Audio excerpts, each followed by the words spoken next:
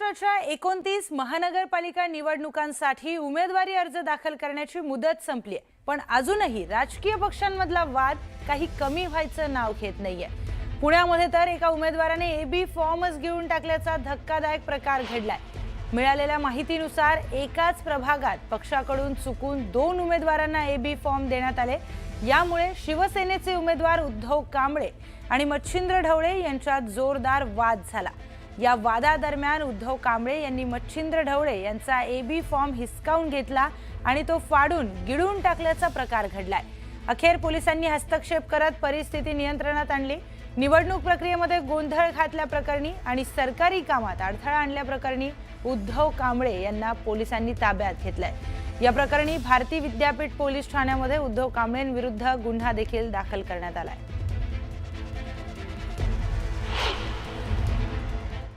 तिथल्या जे आरो मॅडम त्यांनी मला चर्चा करण्यासाठी आतमध्ये केबिनवर बोलवलं। आतमध्ये नंतर त्यांनी मला एक सांगितलं सर की तुमचा जो प्रतिस्पर्धी आहे उद्धव कांबळे यांनी तुमचा फॉर्म एबी फॉर्म फाडलेला आहे।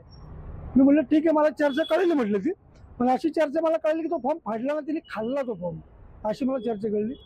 आता मला नव्हतं माहिती त्यांनी एबी फॉर्म भरला, मला ते आज कळलं की त्यांनी त्यांचा एबी फॉर्म भरला पण त्यांनी आज माझा फाडला। आता मला काही कल्पना नाही, पण कसं ते आमच्याच पक्षातले माझे चांगले मित्र आहेत, जे मला काय त्यांची काय असं वाईट नाही कुठलं, पण जनरल आता जे काय असेल तो पक्ष निर्णय घेईल।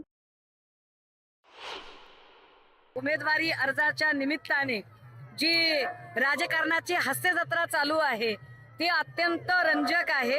ज्या पद्धतीने कुणी आत्मदहनाचा प्रयत्न करत आहे, कुणी उपोषणाला बसलेला आहे, कुणी फॉर्मच खाऊन टाकत आहे, तर कुणी भाजप नेत्याच्या कानशिलात लगावत आहे।